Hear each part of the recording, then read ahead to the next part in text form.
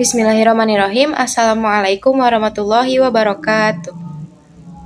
Yang terhormat Ibu Dr. Sumiati Saada MSI selaku dosen mata kuliah Belajar dan Pembelajaran Biologi dan rekan-rekan kelas 2C serta rekan-rekan kelompok saya yang saya banggakan. Alhamdulillahirabbil alamin. Wabihi nasta'in wa ala umuri dunya waddin. Wassalatu wassalamu ala asrofil anbiya'i wal mursalin wa ala alihi wa sahbihi ajmain amma ba'du. Alhamdulillahirabbil alamin. Puji dan syukur marilah kita panjatkan kehadirat Allah Subhanahu wa taala yang mana atas berkat rahmat dan karunia-Nya kita dapat berkumpul bertemu kembali dalam kegiatan belajar dan mengajar pada hari ini. Salawat dan salam semoga selalu tercurahkan kepada junjungan alam, yakni Habibi, Habibana, wa Nabiyana Muhammad Sallallahu Alaihi Wasallam. Baik, pada kesempatan kali ini saya Via Aprilia Nurova selaku moderator akan membimbing jalannya diskusi pada hari ini. Yang mana materi pada hari ini yaitu mengenai pendekatan dan juga metode pembelajaran. Sebelum beranjak pada pemaparan materi oleh kelompok, izinkan saya untuk memperkenalkan anggota dari kelompok 7. Yang pertama yaitu Rani Maulidia Ningrum dengan nomor induk mahasiswa 12120600100. Selanjutnya Rezkia Saputri dengan nomor induk mahasiswa 121206004. Selanjutnya saya sendiri Via Aprilia Nurova dengan nomor induk mahasiswa 12120600120. Lalu Wita Ismayanti dengan nomor induk mahasiswa 12120600127. Lalu Yumna Ananta Duha dengan nomor induk mahasiswa 12120600130. Lalu Zian Jamil dengan nomor induk mahasiswa 12120600134. Dan Zuha Syifa Roshida dengan nomor induk mahasiswa 12120600135. Baik, untuk mengefisiensikan waktu, marilah kita dengarkan penjelasan pemaparan materi dari kelompok 7. Kepada kelompok 7, waktu dan layar saya persilahkan. Baik, terima kasih atas kesempatannya. Sebelumnya izin memperkenalkan diri kembali. Nama saya Rani Maulidia Ningrum dengan nomor induk mahasiswa yaitu 12120600100. Di sini saya akan menjelaskan mengenai pendekatan pembelajaran heuristik.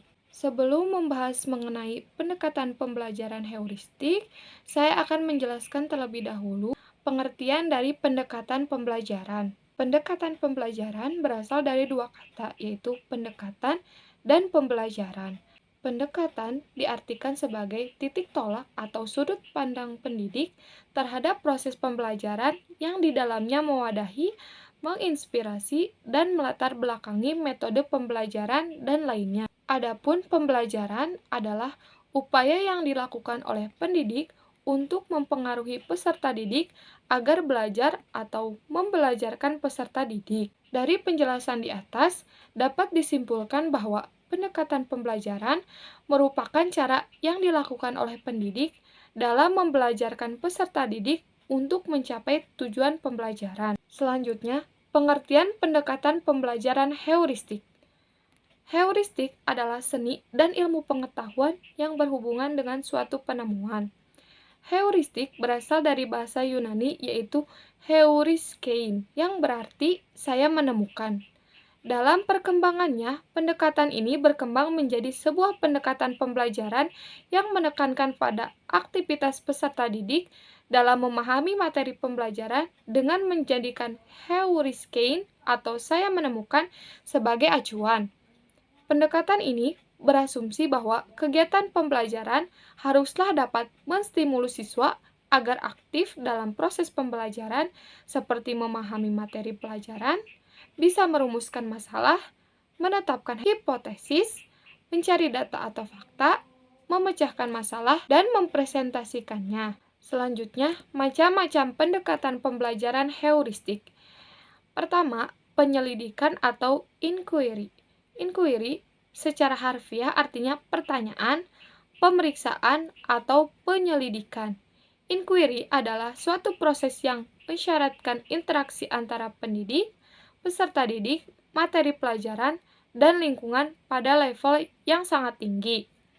Pada pembelajaran dengan pendekatan inquiry, pendidik berusaha memberikan kesempatan kepada peserta didik untuk belajar melalui penyelidikan terhadap suatu permasalahan. Pendekatan inquiry menekankan pada pemberian pengalaman langsung kepada peserta didik, sehingga peserta didik dapat menemukan jawaban dari masalah yang disampaikan oleh pendidik.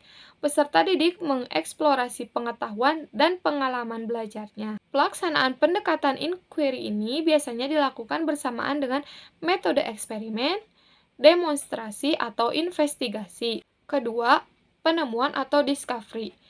Discovery dikenal juga sebagai penemuan. Teori belajar discovery dari Brunner mengasumsikan bahwa belajar paling baik adalah apabila peserta didik menemukan sendiri informasi dan konsep-konsep yang dipelajari. Peserta didik menemukan konsep, prinsip, atau aturan melalui kegiatan-kegiatan mendemonstrasikan konsep, prinsip, atau aturan tersebut. Oleh karena itu, pada pembelajaran dengan pendekatan discovery, suatu konsep, prinsip, atau aturan tidak disajikan dalam bentuk jadi atau final. Namun, peserta didik dituntut untuk mengorganisasi sendiri cara belajarnya dalam menemukan konsep. Selanjutnya, tujuan penerapan pendekatan pembelajaran heuristik. Tujuan dari pendekatan ini adalah untuk mengembangkan keterampilan intelektual, berpikir kritis, dan mampu memecahkan masalah secara ilmiah. Pada proses selanjutnya, peserta didik akan mampu memahami materi dari suatu pelajaran dengan maksimal dengan mengolah dan menghadapi persoalan materi pelajaran maupun di dalam persoalan belajarnya. Selanjutnya, langkah-langkah pelaksanaan pendekatan pembelajaran heuristik. Pertama, memahami materi. Kedua, merumuskan masalah. Ketiga, menemukan masalah. Keempat, mencari fakta. Kelima, memecahkan masalah. Dan keenam, mempresentasikan hasil. Selanjutnya, kelebihan dan kekurangan pendekatan pembelajaran heuristik. Adapun kelebihan yaitu sebagai berikut. Pertama, memberikan kesempatan pada peserta didik untuk bergerak maju sesuai dengan kemampuannya sendiri. Kedua, menyebabkan peserta didik mengarahkan sendiri cara belajarnya, sehingga peserta didik lebih merasa terlibat dan termotivasi untuk belajar. Ketiga, membangkitkan motivasi pada peserta didik sebagai dampak dari usaha peserta didik untuk mencari dan menemukan suatu masalah atau problem dengan jerih payahnya sendiri. Keempat, membantu memperkuat pribadi peserta didik dengan bertambahnya kepercayaan pada diri sendiri. Perkenalkan, saya Yumnananta Duha dengan nomor induk mahasiswa 1212006. Pendekatan pembelajaran ekspositori. Pendekatan pembelajaran ekspositori merupakan pendekatan pembelajaran yang menekankan kepada proses penyampaian materi secara verbal dari seorang guru kepada siswa dengan maksud atau tujuan agar siswa tersebut dapat menguasai materi pembelajaran secara optimal. Roy Klein pada tahun 1998 menanamkan metode ekspositori ini dengan istilah strategi pembelajaran langsung atau direct instruction. Terdapat kelebihan dan kekurangan di dalam menggunakan pendekatan metode pembelajaran ini. Kelebihan yang pertama, satu, guru dapat mengontrol urutan dan keluasan materi pelajaran. Maksudnya di sini guru dapat mengetahui secara langsung apakah siswa tersebut menguasai atau memahami materi yang diajarkannya atau tidak. Kelebihan yang kedua, pendekatan pembelajaran ini dikatakan cukup efektif apabila materi pelajaran yang harus dikuasai peserta didik cukup luas. Sementara itu, waktu yang dimiliki belajar sangat terbatas. Kelebihan yang ketiga, bisa digunakan untuk jumlah peserta didik dan ukuran kelas yang besar. Kelebihan yang keempat, siswa dapat mendengar melalui penuturan tentang suatu materi pelajaran, juga sekaligus siswa dapat melihat dan mengobservasi. Tentunya ini melalui pelaksanaan demonstrasi. Kelemahan yang pertama, satu, metode pembelajaran ini hanya mungkin dapat dilakukan terhadap siswa yang memiliki kemampuan menyimak dan mendengar secara baik. Dua, metode ini tidak mampu melayani perbedaan setiap individu, baik perbedaan pengetahuan, kemampuan, minat dan bakat, serta perbedaan gaya belajar. Tiga, metode ini lebih banyak diberikan melalui ceramah. Empat, gaya komunikasi pendekatan pembelajaran ini lebih banyak terjadi satu arah atau one way communication. Perkenalkan, nama saya Wita Ismayanti dengan nomor induk mahasiswa 12120600127. Di sini saya akan menjelaskan tentang pendekatan keterampilan proses sains atau yang disingkat dengan KPS dalam pembelajaran biologi. Keterampilan proses sains adalah proses dalam melakukan aktivitas-aktivitas ilmiah yang berkaitan dengan sains. Dikemukakan oleh Faddan tahun 2000. Keterampilan proses sains adalah sebuah keahlian yang dipakai oleh ilmuwan untuk menguraikan masalah dalam investigasi ilmiah, menyusun dan menentukan pengetahuan baru pada aktivitas pembelajaran. Adapun macam-macam keterampilan proses dasar dalam pembelajaran biologi, diantaranya yang pertama yaitu mengamati. Mengamati atau observasi merupakan keterampilan paling dasar pada sains. Pengamatan dilaksanakan dengan memakai kelima indera yang nantinya bisa menjadi fakta empiris. Pengamatan yang baik merupakan fondasi awal untuk mempelajari keterampilan proses lainnya. Contohnya yaitu siswa yang melakukan pencampuran warna primer untuk memperoleh banyak macam warna lainnya. Yang kedua yaitu pengelompokan. Sesudah melakukan pengamatan atau observasi, berikutnya siswa harus tahu mengenai perbedaan, persamaan, dan pengelompokan objek berdasarkan pada tujuannya. Contohnya yaitu siswa akan memilih cairan yang berbeda dengan air untuk mengetahui cairan mana yang padat dan tidak padat.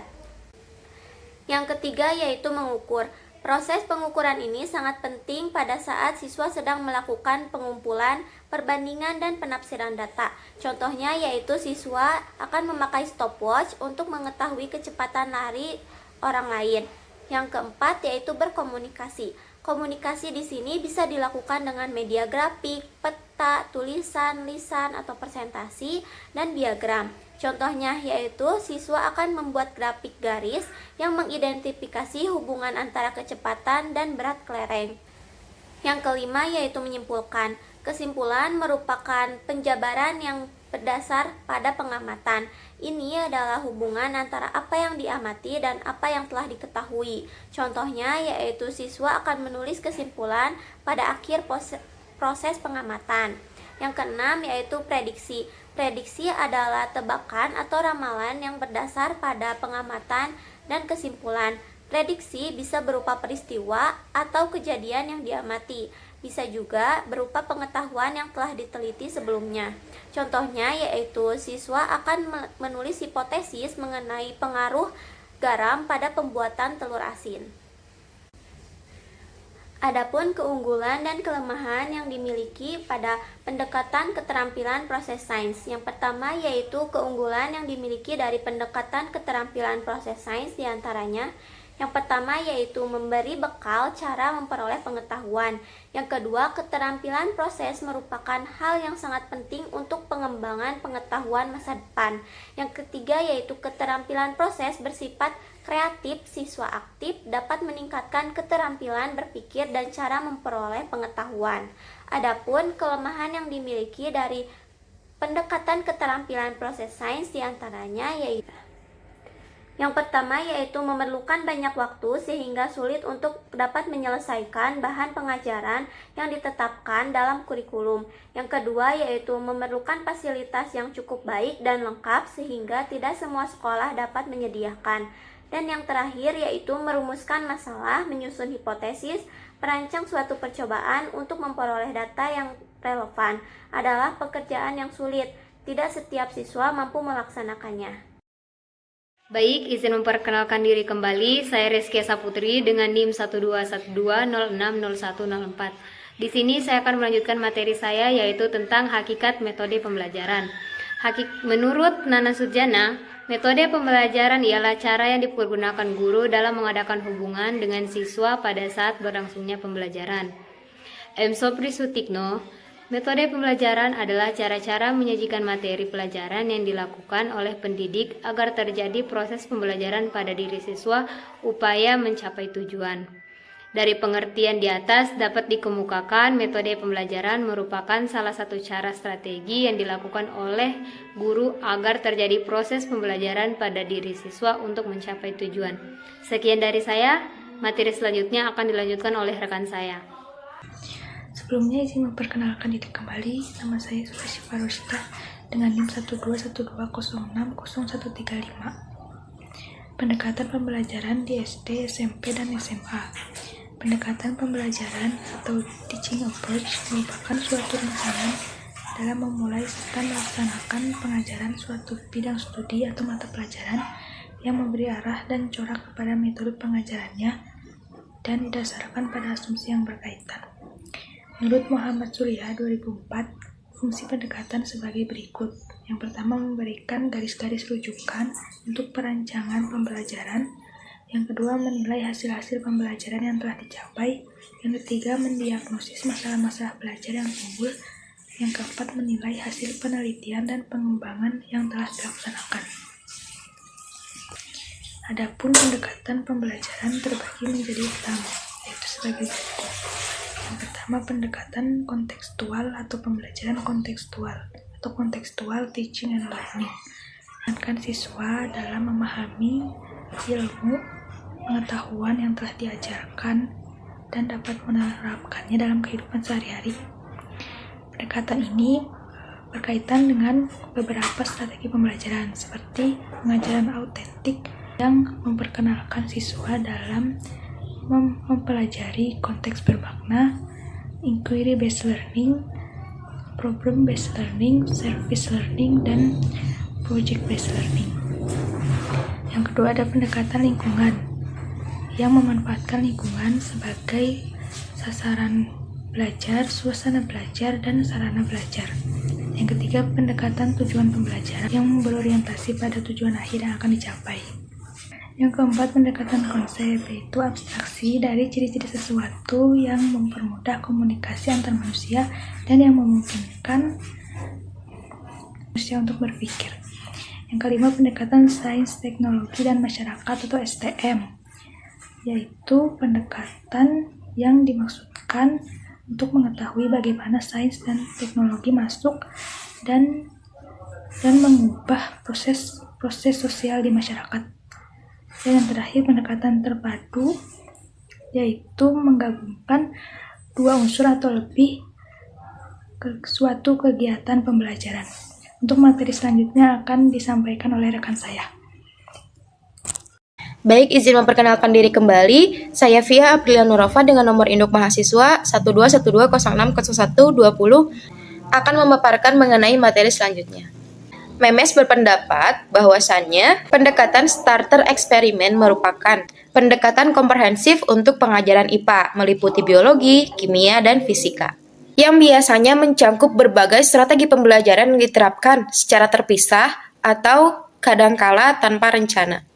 Selanjutnya yaitu pembelajaran biologi merupakan proses belajar yang menyangkut hubungan antara makhluk hidup dengan lingkungannya. Pembelajaran biologi pada SD, SMP, dan SMA mencangkup metode eksperimen, demonstrasi, problem solving, inquiry, discovery, penugasan, diskusi, dan lain sebagainya. Barlow berpendapat bahwasannya kurang optimalnya pembelajaran biologi dikarenakan dua faktor internal dan faktor eksternal. Untuk faktor internal itu berasal dari diri siswa sendiri, yang mana siswa tersebut tidak memiliki kemauan dan juga kemampuan untuk belajar biologi, karena siswa belum diajak untuk melakukan kegiatan belajar aktif.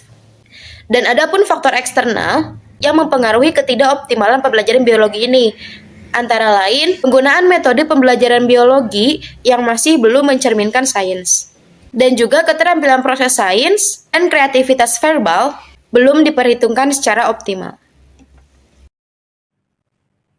Baik, saya ucapkan terima kasih kepada pemateri sebelumnya. Materi selanjutnya akan saya jelaskan mengenai contoh penetapan, penerapan, pendekatan metode pembelajaran pada pembelajaran biologi. Namun sebelum itu izin memperkenalkan diri, nama saya Zian Jamil dengan nomor induk mahasiswa 12120600134. Baik, yang pertama yaitu ada penerapan pendekatan kontekstual, yang dimana contohnya bisa kita contohkan jika siswa berada di lingkungan yang sering dilanda banjir, guru akan menjelaskan siklus air dan juga termasuk bencana yang berkaitan dengan air, yaitu salah satunya banjir. Nah, selanjutnya siswa diminta melakukan pengamatan untuk menjawab pertanyaan seperti mengapa di lingkungan mereka sering terjadi banjir. Lalu secara berkelompok, siswa mulai meneliti dan mendokumentasikan berupa foto, video, wawancara, dan juga hasil pengamatan. Selanjutnya ada pendekatan lingkungan. Pendekatan lingkungan ini dilakukan dengan melalui yang pertama eksperimen, yang kedua demonstrasi, yang ketiga karya wisata, yang keempat praktik lapangan, yang kelima studi kasus. Selanjutnya ada pendekatan konsep. Nah, pendekatan konsep ini akan memungkinkan siswa untuk mengorganisasi fakta ke dalam suatu model atau penjelasan tentang sifat alam semesta, dan juga menekankan pada penyampaian produk atau hasil IPA, tidak mengajarkan tentang proses bagaimana produk tersebut dihasilkan. Lalu, siswa akan mengidentifikasikan suatu objek, mempertimbangkannya berdasarkan pembuktian, mengenali, dan juga mengkonseptualisasikan. Selanjutnya ada pendekatan sains, teknologi, dan masyarakat, atau yang sering kita dengar dengan istilah STM. Pada pendekatan ini, pembelajaran dipusatkan pada siswa dengan memperhatikan kerajinan dari siswanya. Nah, yang pertama, langkah dasar yang dapat kita terapkan yaitu yang pertama, curah pendapat tentang suatu atau topik. Yang kedua, mendefinisikan pertanyaan atau fenomena tertentu. Yang ketiga, curapen atau dapat tentang memberi sumber informasi.